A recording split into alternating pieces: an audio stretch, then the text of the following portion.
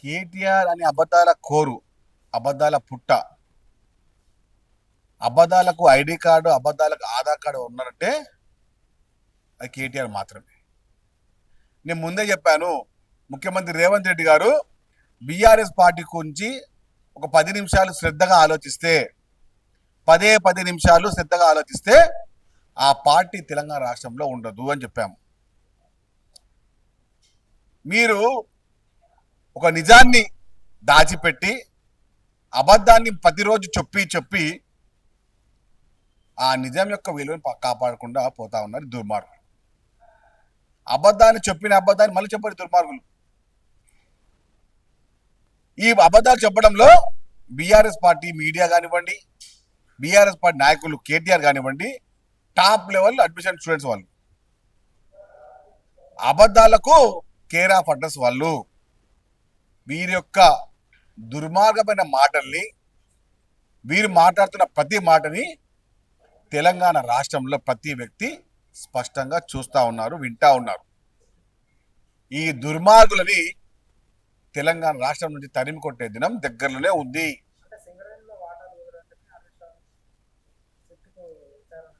సింగరేణి, నేనేమంటున్నా అంటే సింగరేణి యొక్క వ్యవస్థ సంబంధించిన పూర్తి వ్యవహారము స్పష్టంగా పబ్లిక్ డొమైన్లో ఉంటుంది.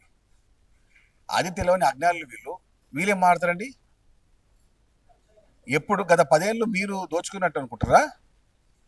గత 10 ఏళ్ళు మీరు దాచుకుని అనుకుంటారా? ఈ దుర్మార్గమైన మాటలు తెలంగాణ ప్రజలు నమ్మరు, దుర్మార్గులారా. కాబట్టి ఈ హరీష్ రావు కానీ, ఈ కేటీఆర్ కానీ అబద్ధాలకు సంబంధించిన పూర్తి నిర్వాహకము తెలంగాణ రాష్ట్రంలో ఎవ్వరు కూడా ఈ దుర్మార్గులను నమ్మరు, నమ్మలేరు, నమ్మబోరు కూడా. ఇలాంటి అబద్ధాల పుట్టలు అది చూసారు. ఏది మన సీరియస్ లాగా కౌగిలించుకొని మాట్లాడుకొని లేనిపోని అనుబంధాలు పెట్టుకొని మాట్లాడుతున్నటువంటి ఒక బిల్డప్ రాయిల్లారా. తెలంగాణ ప్రజానికం మిమ్మల్ని కానీ మీ పార్టీని కానీ నమ్మలేదు. తెలంగాణ పదాన్ని, తెలంగాణ వాదాన్ని, తెలంగాణ సంస్కృతిని అట్టడుగున భూమిలోకి పాజెట్టి మీరే కదా. కాబట్టి ఈ దుర్మార్గుల నుంచి, ఈ కేటీఆర్, ఈ హరీష్ రావు గురించి మాట్లాడమంటే మన సమయం వృధా. తెలంగాణ ప్రజానికం వీరిని తరిమి కొట్టే దినం దగ్గరలో ఉంది. కక్ష అంటే మేము డైరెక్ట్ లోపల ఇస్తాం కదా. కక్ష అయితే మేము కన్నీరు ఏముంటారు వీళ్ళు. బీఆర్ఎస్ పార్టీ వ్యవహారము మేము చేయటం లేదు. గత 10 ఏళ్ళు చేసిన వ్యవహారం మేము చేయటం లేదు. మీలాంటి దుర్మార్గం మేము పాలించడం లేదు.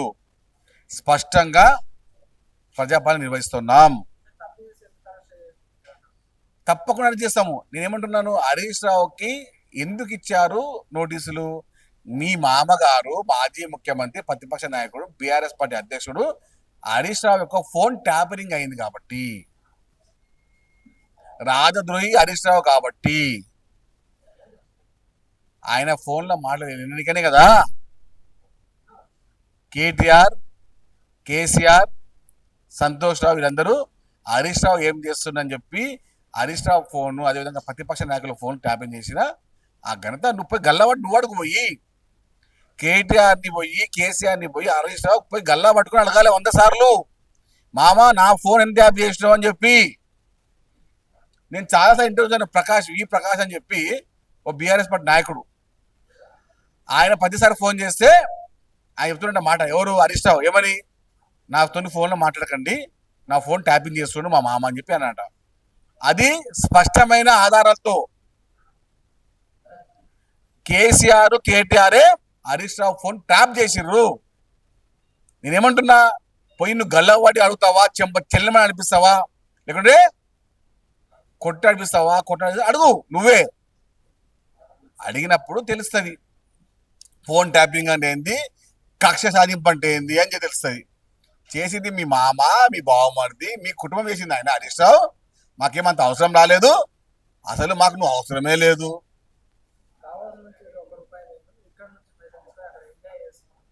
అన్న ఏదో ఎవడు ఆడొక అవలగాడు, కేటీఆర్ ఒక A1 అవలగాడు.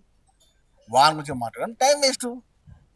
మంచి చూస్తే ఓర్వలేరు, మంచి కనపడితే ఓర్వలేరు, మంచి వినలేరు, మంచి మాట్లాడలేరు. 100% చెప్తాము. అప్పు ఎంత కడుతున్నాము గత ప్రభుత్వం అది చెప్తాము, మేము చేయబోయే అభివృద్ధి చెప్తాము, అదేవిధంగా మేము తెస్తున్నట్టు నిధులు చెప్తాము. अरे दिल खुला हमारा, ये कांग्रेस पार्टी है भाई, ये कांग्रेस पार्टी है. ओके.